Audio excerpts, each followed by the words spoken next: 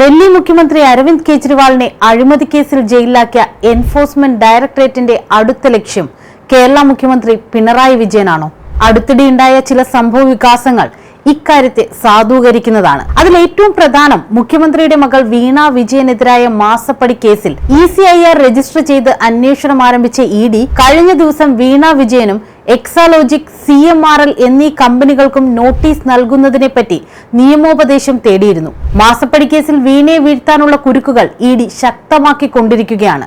ഇതിനൊപ്പം തന്നെ മസാല ബോണ്ടിൽ മുൻ ധനമന്ത്രി തോമസ് ഐസക് ഹാജരാകണമെന്നാവശ്യപ്പെട്ട് ED 8ാം തവണയും നോട്ടീസ് അയച്ചിരുന്നു. ഈ നോട്ടീസിനെതിരെ തോമസ് ഐസക് ഹൈക്കോടതിയെ സമീപിച്ചു.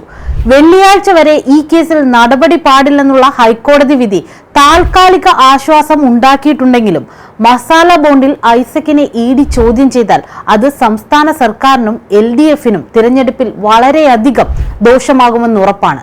ഇതിനൊക്കെ പുറമെയാണ് കരുവന്നൂർ സഹകരണ ബാങ്ക് തട്ടിപ്പ് കേസിൽ CPMനെ കുടുക്കാൻ ED നിർണായക നീക്കം നടത്തിയിരിക്കുന്നത്. നിയമങ്ങളും ചട്ടങ്ങളും ലംഘിച്ച് 5 ബാങ്ക് അക്കൗണ്ടുകൾ പാർട്ടി തുറന്നതായിട്ടാണ് EDയുടെ കണ്ടെത്തൽ. പിന്നാലെ CPMനെതിരെ നടപടി ആവശ്യപ്പെട്ട് തെരഞ്ഞെടുപ്പ് കമ്മീഷനും റിസർവ് ബാങ്കിനും കേന്ദ്ര ധനമന്ത്രാലയത്തിനും ED കത്തയച്ചു. കേസിൽ നിർണായക നടപടികൾ ഉണ്ടാകുമെന്നത് ഏതാണ്ട് ഉറപ്പായ കാര്യമാണ്. കേരള സഹകരണ സൊസൈറ്റിയുടെ നിയമങ്ങളും ചട്ടങ്ങളും പ്രകാരം അക്കൗണ്ടുകൾ തുറക്കണമെങ്കിൽ സൊസൈറ്റിയിൽ അംഗത്വം എടുത്തിരിക്കണം. എന്നാൽ CPM കരുവന്നൂർ സൊസൈറ്റിയിൽ ഇതുവരെ അംഗത്വം എടുത്തിട്ടില്ല.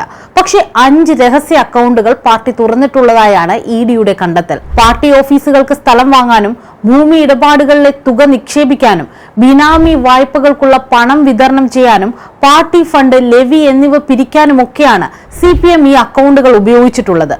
സഹകരണ ബാങ്കിന്റെ ബൈലോ അട്ടിമറിച്ചു തുടങ്ങിയ അക്കൗണ്ടുകളെപ്പറ്റി ഓഡിറ്റ് വിവരങ്ങളിൽ നിന്ന് പാർട്ടി മറച്ചുവെച്ചുവെന്നും ED ആരോപിക്കുന്നു. മാത്രമല്ല, തൃശൂർ ജില്ലയിലെ വിവിധ സഹകരണ ബാങ്കുകളിലുള്ള പാർട്ടിയുടെ 25 അക്കൗണ്ട് വിവരങ്ങൾ CPMന്റെ വാർഷിക ഓഡിറ്റ് സ്റ്റേറ്റ്മെന്റിൽ വെളിപ്പെടുത്തിയിട്ടില്ലെന്നും തിരഞ്ഞെടുപ്പ് കമ്മീഷന് കൈമാറിയ കത്തിൽ ED ആരോപിച്ചിട്ടുണ്ട്. യഥാർത്ഥത്തിൽ കരുവന്നൂർ ബാങ്ക് തട്ടിപ്പ് ഒരു രാഷ്ട്രീയ ആയുധമായാണ് BJPയും കേന്ദ്ര സർക്കാരും കാണുന്നത്. കാരണം കഴിഞ്ഞ ദിവസം കരുവന്നൂർ ബാങ്ക് തട്ടിപ്പ് കേസിൽ ഉന്നത കമ്മ്യൂണിസ്റ്റ് നേതാക്കൾക്ക് ബന്ധമുണ്ടെന്ന് പ്രധാനമന്ത്രി നരേന്ദ്രമോദി തന്നെ ആരോപിച്ചിരുന്നു. കേരളത്തിലെ BJP പ്രവർത്തകരോട് നടത്തിയ സംവാദത്തിനിടെയായിരുന്നു കരുവന്നൂർ തെരഞ്ഞെടുപ്പ് വിഷയമായി ഉയർത്തിക്കൊണ്ടുള്ള മോദിയുടെ പരാമർശങ്ങൾ. കുറ്റക്കാരായ ഒരാളെ പോലും വെറുതെ വിടില്ലെന്ന് മലയാളിക്ക് ഉറപ്പു നൽകിയ മോദി ED പിടിച്ചെടുത്തിയ പണം കരുവന്നൂരിലെ നിക്ഷേപകർക്ക് തിരികെ നൽകുമെന്നും പ്രഖ്യാപിച്ചിരുന്നു. ഡൽഹിക്ക് പിന്നാലെ കേരളത്തിൽ പിടിമുറുക്കാൻ EDക്ക് സാഹചര്യമൊരുക്കിയത് CPM ആണെന്ന് നിസ്സംശയം പറയാനാകും. കാരണം വീണ വിജയന്റെ കേസിലും കരുവന്നൂർ കേസിലുമൊക്കെ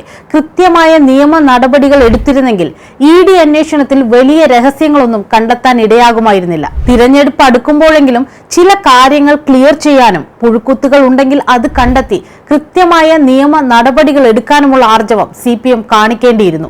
ശരിയായ കാര്യങ്ങൾ കൃത്യസമയത്ത് ചെയ്യാതെ സംസ്ഥാന സർക്കാർ കണ്ണടച്ചതിനുള്ള പ്രതിഫലം ED വഴി കിട്ടുമോ ഇല്ലയോ എന്ന് ഉടൻ അറിയാം. ഏതു വിധേനയും ദക്ഷിണേന്ത്യ പിടിക്കുമെന്ന BJPയുടെ വാക്കുകൾ ഇതോടൊപ്പം ചേർത്ത് വായിക്കുക തന്നെ വേണം.